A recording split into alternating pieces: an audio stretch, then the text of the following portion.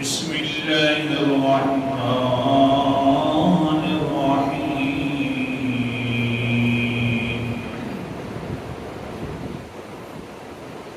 وهو العلی العظیم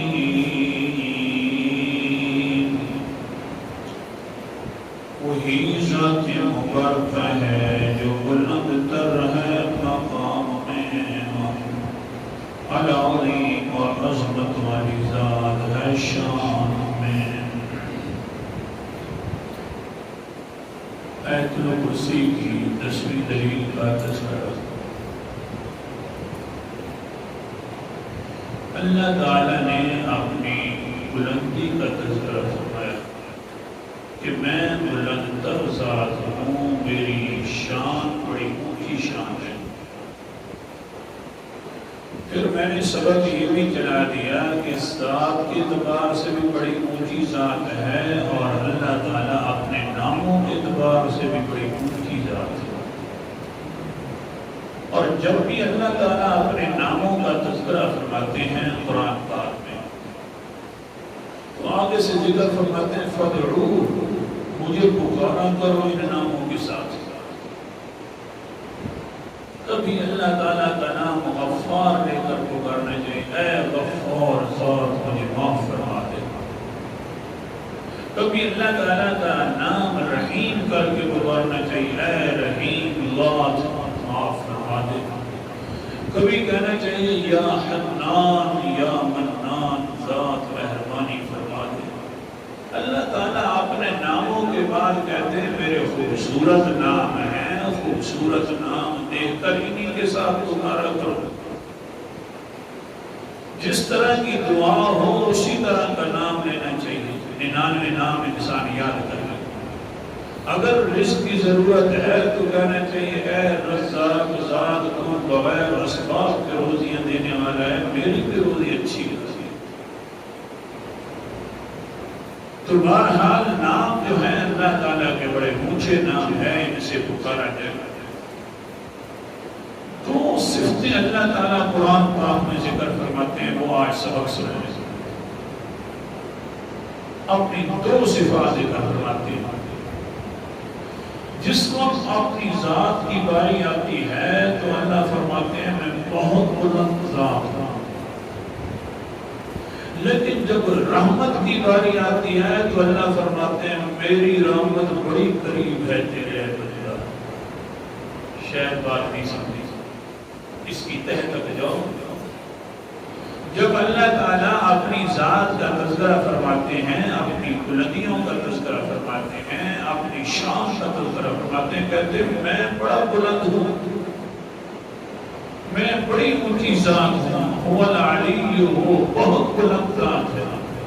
لیکن جب رحمت کا تذکرہ آئے گا تو فوراً اللہ تعالیٰ فرمائیں گے میں تیرے بڑا قریب ہوں اے بندہ، جو مانگتا ہے تو مجھ سے مانگ لے۔ اب دیکھیے قرآن مقدس کے دونوں پہلو اور پھر دعا کے اوپر بھی فٹ کرنے کا۔ آہا سبحان اللہ! جس وقت انسان یہ دونوں پہلوؤں کو دیکھ کر کہ اللہ میرا بڑا بلند ہے، اور ساتھ یہ بھی سمجھتا ہے کہ میرا رب رحمتوں کے اعتبار سے بڑا قریب ہے، وہ بادشاہ والا بلند نہیں ہے کہ بالکل نظر بھی نہ آئے، موٹروں کے ٹائم پر نظر آئے۔ پھر جب دیکھتا ہے کہ میرا رب رحمت کے اعتبار سے بڑا قریب ہے، ان 2 صورتوں میں جب انسان دعا کرتا ہے نا، اوپر سے اللہ تعالیٰ بھی اس دعا کا ایک جواب دیتے ہیں، انشاءاللہ وہ ذکر کریں گے۔ اللہ تعالیٰ خود جواب دیتے ہیں، حدیث پاک میں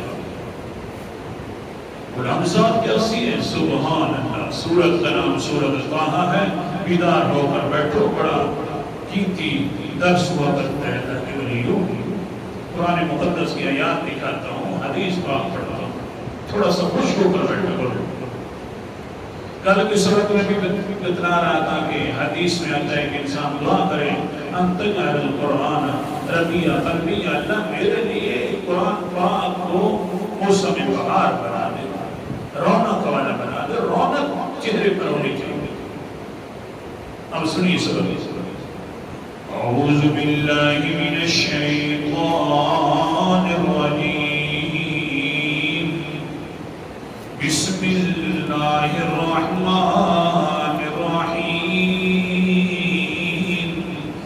سورت کا نام سورت طٰہٰ ہے اور آیت نمبر 5 ہے اور اللہ اکبر سورہ پر ہے۔ اللہ تعالیٰ فرماتے ہیں سنیے صحیح الرحمن علی العرش استویٰ، رحمان ذات عرش کے اوپر قائم ہے، عرش بھی بڑا بلند ہے، تمہارا رحمان بھی بڑا بلند ہے، عرش بھی بڑا اونچا عرش ہے۔ پیچھے اسی کا تذکرہ ہے، آگے بھی اللہ فرماتے ہیں میری بادشاہت بھی بڑی اونچی ہے، لیکن آگے جب بات آتی ہے کہ مجھے پکارا کرو میں تمہارے کتنا قریب ہوں۔ سورت کا نام سبحان اللہ، انداز مقدس سورت کا نام سورت قاف ہے، 16 نمبر آیت اللہ تعالیٰ فرماتے ہیں وَلَقَدْ خَلَقْنَا الْإِنسَانَ، مجھے اپنی ذات کی قسم ہے ہم ہی نے پیدا کیا انسان کو، وَنَعْلَمَ مَا تُوَسْوِسُ بِهِ نَفْسُهُ، اور پھر ہم اس کے دل کے حالات کو جاننے والے ہیں کہ میرا بندہ کیا کرتا ہے، کیا کہتا ہے، کیا مانگنا چاہتا ہے۔ آہاں اس کے دل کے حالات مہینوں کے بعد کیا ہوں گے، اس کے دل کے حالات سالوں کے بعد کیا ہوں گے، ہم بڑا جانتے ہیں اس کے دل کے حالات کو۔ اور سن لے وَنَحْنُ أَقْرَبُ مِنْ حَبْلِ الْوَرِيدِ،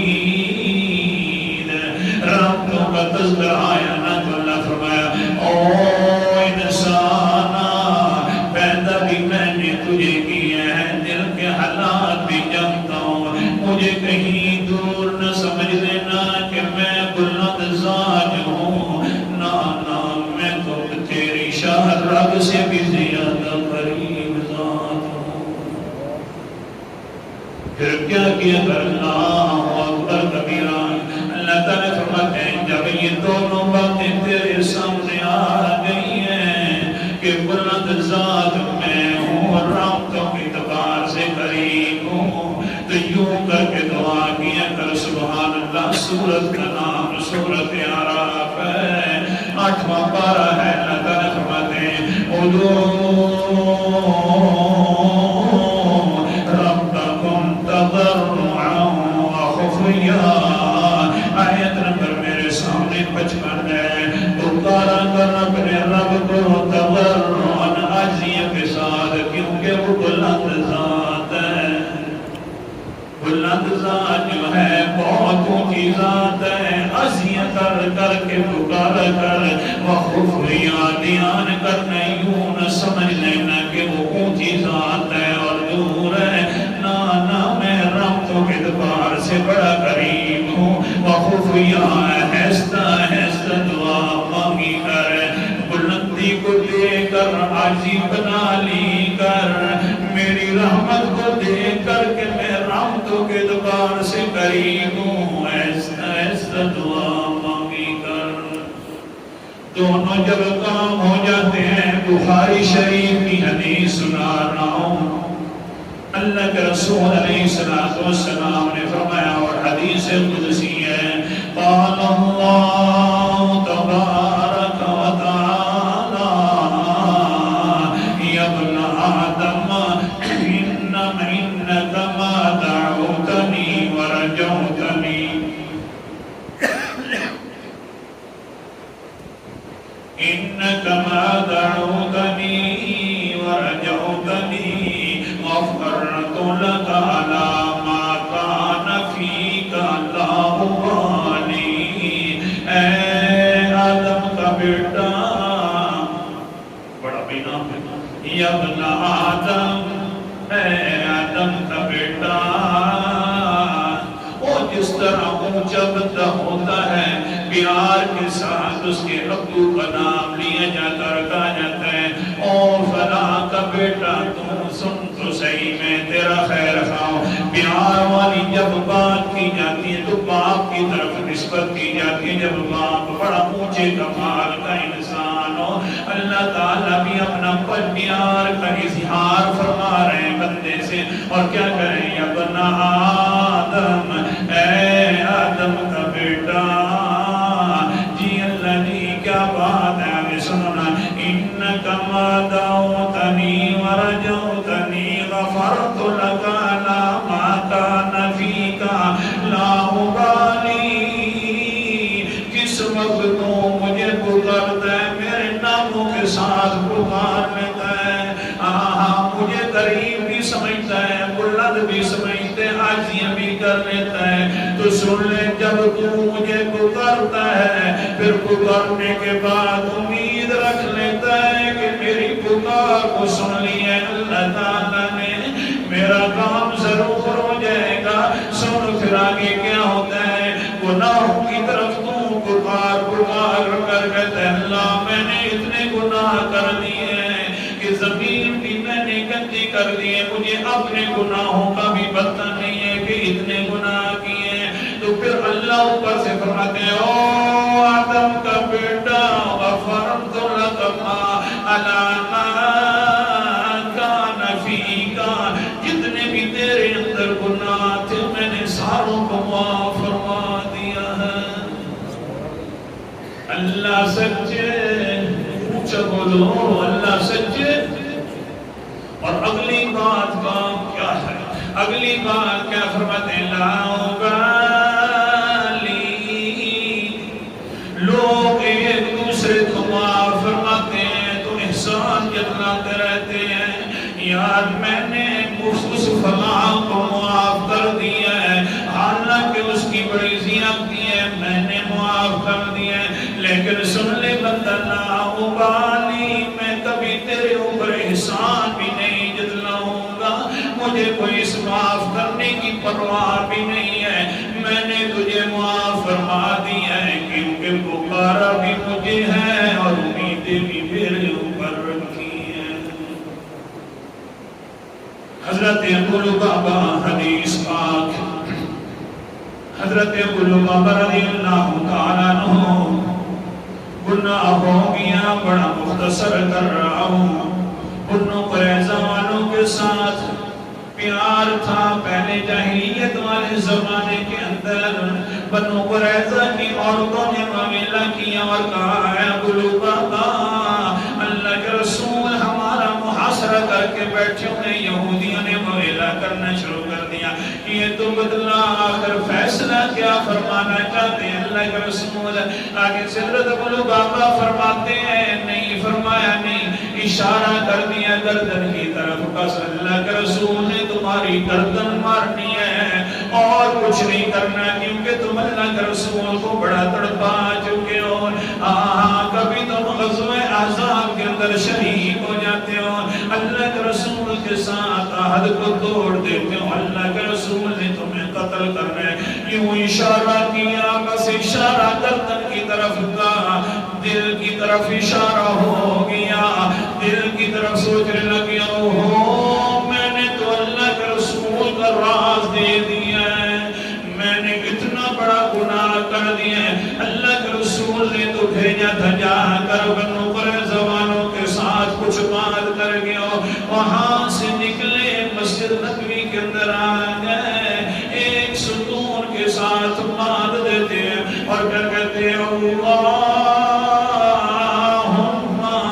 دعا فرما رہے اللہم لا ذوق طعاما ولا شرابا حتی توبا ویتوب اللہ علیہ، اے اللہ دیکھ لے میں نے بڑا گناہ کیا ہے، اتنے تک میں ستون کے ساتھ اپنے آپ کو باندھ رہا ہوں، جتنے تک تو مجھے معاف نہیں کرے گا اتنے تک میں کھانا بھی نہیں کھاؤں گا، پانی بھی نہیں پیوں گا۔ فَمَكَثَ سَبْعَةَ أَيَّامٍ، 7 دن تک باندھے رہے، حضرت صاحب قضاء حاجت کے لیے جاتے ہیں، حتیٰ کہ 7ویں دن میں ڈھان ہونے لگے، بے ہوشی کے آثار ہونے لگے، اللہ کے رسول علیہ السلام دیکھیں تو مغموم ہو جائیں، پریشان ہو جائیں کہ حال